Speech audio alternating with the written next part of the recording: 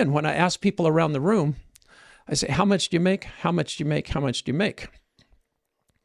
And then I ask them the second question, and this is the key. How much do you have after you pay taxes?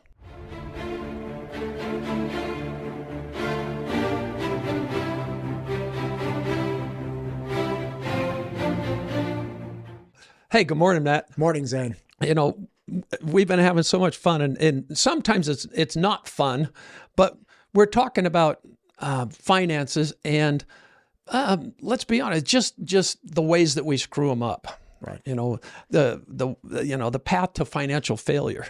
It's you could say it's paved with good intentions. We've talked about having a financial plan and how a lot of people don't have a financial plan or have financial goals. And then we talked about, not allowing your lifestyle to expand with your income, what's called lifestyle creep. But the one that I really want to, I'm excited today, not because I want to be negative, Nelly, but we want to, be positive, but we want to be understanding of something that I really think there's huge misunderstanding about in our country and maybe even in the world. This. I can't emphasize that enough. It's like, 37% of divorces are caused by what we're going to talk about right now. And I actually think, as I talk to hundreds or thousands of people about finances, I think it's actually more than that. My experience is probably 50%. When you talk about business failures, 82% are because of what we're going to talk about right now. It just, I don't know. I guess I just can't make this powerful. Be overstated. Yeah, I can't make this powerful enough. Yeah. I hope that the listeners, I hope that people can listen and realize, oh, yeah, that's me. I didn't get it. I didn't understand it. And thankfully I got it at a very young age. But what we're talking about is the effect of taxes and taxation on our financial world, on our ability to spend money and have money and make investments. But so often we don't take taxes into account. And so let's just jump in with an example. Great. Okay. So when we have gatherings, when we have our legacy meetings, and I'll just ask people, and I'll pick them out of the audience. I'm not trying to be mean to anybody, but I'll ask them, how much do you make? And of course, first thing is, what? Nobody wants to talk about finances. It's like the boogeyman. It's like the addict that nobody wants to go up the stairs to. It's like, wait a minute. We don't talk about that. We don't talk about money. Well, let's be honest. Let's be straightforward. We need to talk about these things to bring them out in the open. So I ask people, how much do you make? And then, I have to lean on them a little bit. So let's say, just round numbers, this is a person that makes $60,000 a year. So what does that $60,000 mean to them? What I'm saying is they make all their financial decisions based on what? Oh, how much they think they're making. Yeah. Like their W-2, whatever their take home, or whatever their salary is. Right. So they're making decisions based on $60,000 a year. So they're going to make car purchases, $60,000 a year. They're going to buy appliances for their home, $60,000 a year. They're going to decide on what restaurants to eat at, what vacations to take, what to do on the weekends, maybe what hobbies to have, based on $60,000 a year. Now, if you're a two-income family, let's say your spouse makes $60,000 also. So now you're at $120,000. Which is pretty good money. That's $10,000 a month. Yeah. So you're making all your decisions based on that. The problem is, and again, when I ask people around the room, I say, how much do you make? How much do you make? How much do you make? And then I ask them the second question, and this is the key. How much do you have after you pay taxes? And after doing this for the last 37 years, only a few times over 37 years and multiple meetings a year have I ever had someone say and know exactly what they make after taxes. So you're making your decisions based on $60,000 a year. you know it. Okay, we've got federal taxes. We've got state tax. And of course, it depends on what state you live in. But let's say just round numbers, about 25%. So if you are making your decisions based on $60,000 a year, you've really only got about $45,000 at your disposal. But you're making your decisions based on $60,000. We're 25% off. Do you see where we're going to get into trouble? Oh, yeah, and especially over a long-term period. If you go 25% off over 10 years, that's 250%, which means you lost 2.5 years worth of income over a 10-year period. Because, and again, and believe me, you know, whenever I have this discussion with people, I'm not saying, oh, quit paying taxes or, you know. No. But from a budgeting standpoint, if you say you're making $100,000 a year over a 10-year period, if you miscalculate budgeting by $250,000, that's a wild problem. Yeah, and that's where 82%, you know, business failures come from. What are so many marriage problems and relationship problems? What do they come down to? They come down to money. And they come down to, one person thinking they had more to spend than the other or whatever. And, you know, I'm not a marriage counselor, although sometimes I end up being one. If I may add, one of my real estate gurus a long time ago, in this vein, he said, look, most marriages and relationships fail because of money, or the arguments center around money without people arguing about actual money. Because what they'll end up doing is, one, they'll miscalculate how much they're making. And because of that, they'll end up working more, and that will prevent time from doing other things. So I thought I was making $60,000. I budget for $5,000 a month. I have to work more or take out more debt or do something to make up the loss. And now I'm either not getting to go hunting, or I'm not getting to work out, or I'm working a ton and just gaining a bunch of weight because I can't, you know, I'm stressed out. But all of these things snowball back to money and, you know. No, you're exactly right. Great point. Get back to the root cause, or the root problem, if you will.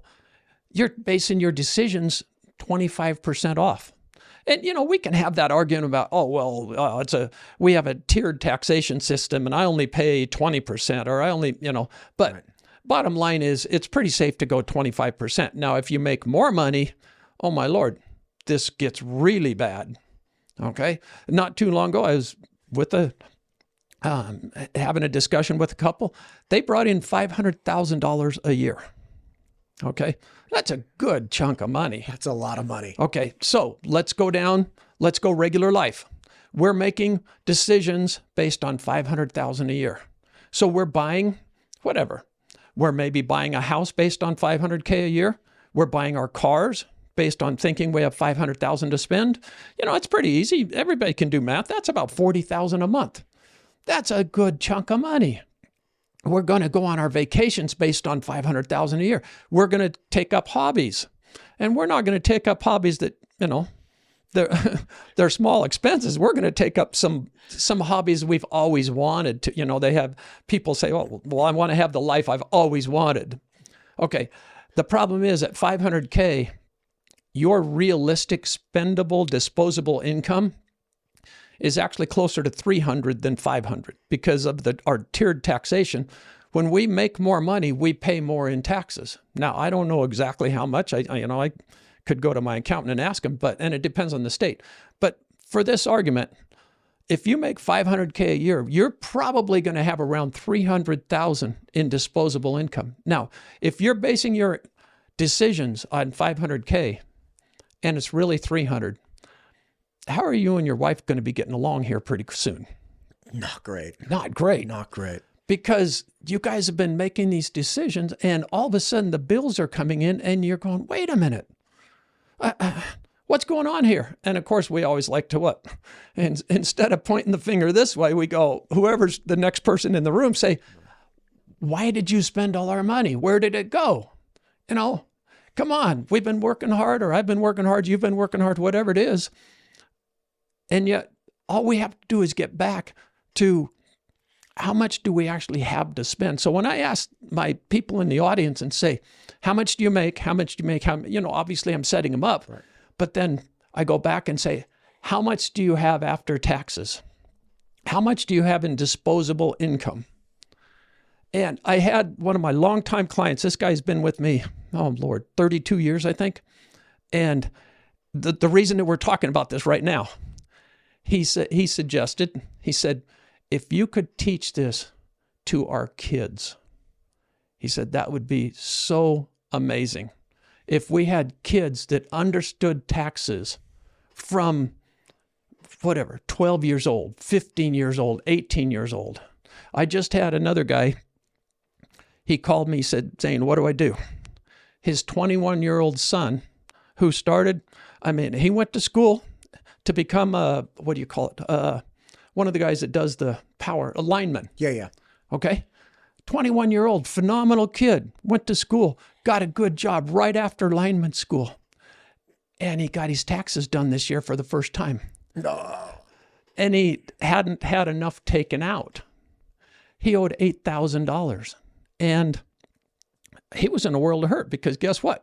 He hadn't saved $8,000. And he hadn't been taught.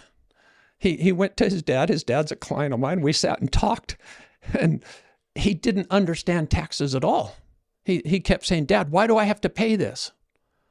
And so this other, the client I started with, 32-year client, and he said, if you could teach this to the younger generation, just let them know from the start about taxation and how much money you really have in disposable income.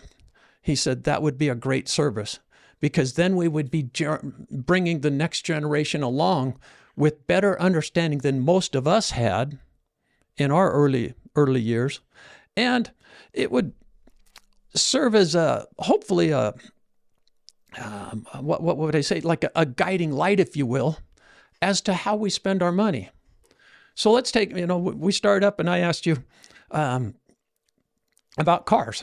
Right. Let's just throw out a number. One of the last cars you bought. $30,000. $30,000 for the car. And what would I say to that?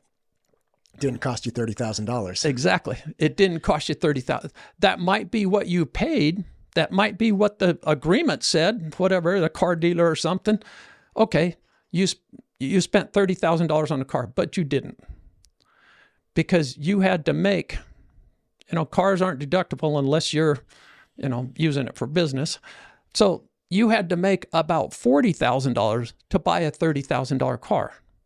Because that $40,000 was taxed. You never saw the 40, you got 30 of it. Are you with me? 100%. Okay, so you didn't buy a $30,000 car. You bought a $40,000 car, but you thought you were only paying $30,000 for it. Then you've got sales tax. Now, some states, Montana, a few other states don't have sales tax, but we live in a state with 6% sales tax. So on a $30,000 car, you're going to pay $1,800 in sales tax on that car. So what you thought was a $30,000 car took you $40,000 earning to buy it, plus 18. So you're at $41,800 for a car you thought only cost you $30,000. Now, that's just one car. What if you're in a relationship? What if you're married?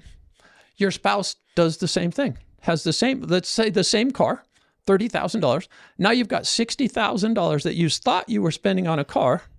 You're pretty sharp. You're pretty good with numbers. What are we doing? We're at 80. What? Yeah, 83,600. 83,600. So we think we only spent 60, but we spent 83. Can you see where the problem comes? Yeah. Now let's say that, you guys have been doing pretty well. You bought yourselves a ski boat. Oh my God, stop. It's too painful. I can't stop. I can't. The boat, did you ever hear the BOAT acronym? Bust out another 1,000? Bust out another 1,000, yeah. That's great. Oh, I bought a boat. Well, another thing is a definition of a boat is a hole you throw money into. Yeah, right. A hole in the water you throw money into. Anyway, so you can see where I'm going with this. And how we get into these financial problems and why it's so important to talk about it. We can't be sitting in the audience and go, I'm not going to talk about how much money I make, because we go home and the discussion doesn't happen. Right. It's like, wait a minute, okay, whoever you're involved with, man, woman, and husband, wife, it doesn't matter who makes the money. Okay? Whatever money's there. If we think we're making, like we started with, $60,000, but we've really only got about $48,000 to spend, you see where we're getting in trouble. Yeah. And then we start making purchases. So we just saw, okay, 83.6 on 2 cars. We thought we only spent 60. Okay. Then we bring a boat into the picture. Oh, same thing, $20,000 boat, but we had to make about $28,000 to buy the $20,000 boat. Then we pay sales tax on it. Then we've got another tax called registration every year. Okay. Right. So you see where we're going with this. And yes. I guess the knowledge, the education process is to have this before we get into these problems. Okay. I shared with you, and don't want to jump around too much, but a friend of mine recently, very, very successful executive, built just a stunning home, his dream house. And we were talking, and obviously we have very frank conversations about money. He told me his property taxes. Okay. So this has nothing to do with the cost of the house. This has nothing to do with how much he had to make in order to pay for the house. His property taxes amount to $50,000 a year, $4,000 a month. And what he commented, he said, Zane, I pay more in property taxes than I made in salary with my first job. Now, where's the problem with that? Obviously, Where's the problem with that? I mean, which one? Well, what I'm getting at is, okay, he's got an extraordinarily successful career. Sure. Very smart guy. Earned every dollar he had. Okay. Very much deserving of building this stunning, beautiful home. When do property taxes end? Oh, never? Never. Never. I had to think of when do they? No, never. Never. They say the only two things in life, death and taxes. Yeah, right. They don't ever. So he's made himself or his family, his legacy, what he's passing on, a $50,000 a year payment that's never going to end. Okay. Now I guess this falls in, and what I'm getting at is I have people say, well, we wanted a big house. Who doesn't? I was talking to a group of high school students not too long ago, and I love talking to students, and I know you've got a big experience with students, but the kid, I was talking about taxes and money and blah blah blah, of course, but the one kid said, "Well, everybody wants a big house. Who doesn't?" And it was like the whole room just went, "Yeah," and I said, "Well, I don't, because property taxes never end. So when you build that house of your dreams and come home to it and say, there's where all my great work is, that's, and I'm not saying you shouldn't be proud of it and sure. your accomplishments, but realize that you're passing that tax bill forward and you're paying those taxes instead of doing what with the money? Investing it. Bingo. And I know you're a big real estate investor, Matt. Yeah. Well, I wouldn't say big, but I'm big. I'm big on the idea of real estate investing. Exactly. Now, may I make one point? Absolutely. The classic book, Millionaire Next Door. Big fan. Read it when I was young. Yeah. My dad really liked it too. One of the nuances that falls directly in line with what you're talking about is there was one of the PAWs, prodigious accumulator of wealth. That's a term they coined in the book. Yeah. And what they said is they tracked some of these people and how they mentored other individuals. And very similar to you, they would meet adults, professionals that were really struggling, and they taught them how to rein back their expenses, how to make more from the dollar that they had, all of these things. Well, this one individual, this one mentor person, had been very, very successful, and he had a group of mentees that had now become successful themselves. And they wanted to pay back this guy with a gift. And they said, let's get him something. And this was from the book. They said, let's get him something that he would never get for himself. And this guy drove around like a Buick. And they said, let's get him a Rolls Royce. So my Lord. So they order the Rolls Royce. And they're so excited. They're like, he would never, ever buy this for himself. And the mentor, the actual guru guy, he gets word of it. And in the nicest way possible, he gets a hold of all of them and says, I do not want this. I don't want it. And they the authors of the book were interviewing him. He said, listen, man, first off, I eat at a lot of crummy restaurants. I can't pull up to my crummy restaurants in a Rolls Royce. Second, I go fishing. In my crummy all-American steel Buick, I throw my fishing poles in the back. Nobody cares. It doesn't matter. But I can't throw them in the back of a Rolls Royce, let alone the insurance, the maintenance, all of these different things. He went through all the expenses. That's right. And initially, as I was reading the book as a younger man, I remember reading them like, oh, I'd take a Rolls Royce. And by the end of his explanation, like, oh, that sounds terrible. So who doesn't want a big house? I don't want a big house either. I don't want to pay the property taxes. I don't want to pay the utilities. I don't want to heat it. I don't want to cool it. I don't want to have to worry about like the rooms I'm not going into. And, we got to do something about it. Well, you'd have to furnish them all. Oh my God. So on and on. So you're getting it. Yeah. Exactly. So I guess the point is we need to talk about it. Right. We need to bring it out. We need to have this knowledge. Like say, I was very blessed in that I grew up very poor. And so I was brought up by parents that talked about finances all the time. I knew about taxes. I knew about, what things really cost. Well, we don't have the money because of this, or we do have the money because we save this, whatever. But the thing about taxation is it never goes away. And we stop and say, okay, what could we do with the money instead of paying the taxes? And don't get me wrong, I've never, my belief in paying the proper tax is gold. It's 100%. I've had the same accountant for 34 years. He tells me this is how much you owe. That's what we pay. I'm not in any way saying we should try to get out of paying taxes, but get out of buying the things that we have to pay taxes for. So a big house. Now, if you buy a big house that happens to be an investment, it's a different story. Okay, because now paying taxes is a deductible expense, and we'll maybe talk about that on another episode. But staying away from the big cars, because if you're buying an $80,000 car, my Lord, how much money do you have to make? Oh, a lot of money. Well over $100K. A lot of money to buy an $80,000 car. Then you've got the sales tax. So the taxes in our lives are astounding. I think you added it up, and what?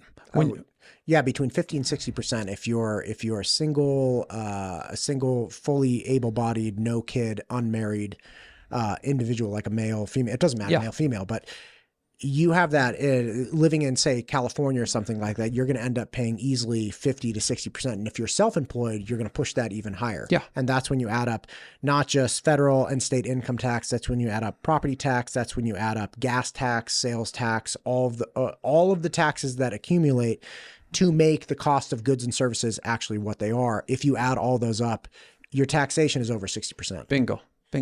So wouldn't it be worthwhile to have an understanding of these from the get-go? So it's not just getting these understandings or realizations when we're adults. Obviously, that's a very good thing. But to teach them to our kids. One of the reasons when people are coming to our gatherings, I say, don't leave your kids at home. Because what we're going to talk to them about, yes, it's going to be mature things that adults need to work on, but it's going to be kids. So that because we're building legacy lives, we're going to pass on this knowledge, this wisdom that unfortunately we don't get early on in life. Right. We get it later in life. Sometimes people don't get it at all. But if we're going to be wise, let's try to be wise early on. Let's try to teach people early on, and that's why we do what we do. Right. I had a friend, just a small note. I had a friend from college, Natalie Dussman. Natalie was, she was different right out of the Hi, Natalie. Hi, Natalie. She was awesome. And I was really worried about money because I didn't grow up with much money at all. And I was really worried about money as I got older. And just in passing, I said something and I realized, oh, Natalie knows a lot about money. I had no idea why. I'm like, wait, what's going on? She had a boat in college. I was like, you have a boat? Like, she has a truck? Like, how do you have a truck? And I find out she went with her dad to a convention on some trip when she was 11, and then wandered into this stockbrokers or stock investing presentation. And somebody was like, hey, what are you doing here? She's like, oh, I think my dad's in here. Like, because we're looking for like kid ambassadors for, our stock. So she got educated on stocks when she was something like 12. And this was in the early to mid 90s. So we're talking right as things ramped up with like Microsoft is obviously ramping up, Apple, Google, all these. So she started buying these things as a kid. Then by the time she turned 18, 19, she had hundreds of thousands of dollars. Oh my Lord. Right. And she started with very, very little. She had a boat, but she got a boat because she was very much into wakeboarding. And so she entered different semi-pro competitions. And one of the prizes, eventually, she was able to actually get a boat because they helped the competitors, like paid. She had all of these things, but she was educated from an exceptionally young age, not by her family, but tangentially because her dad had taken her to this thing.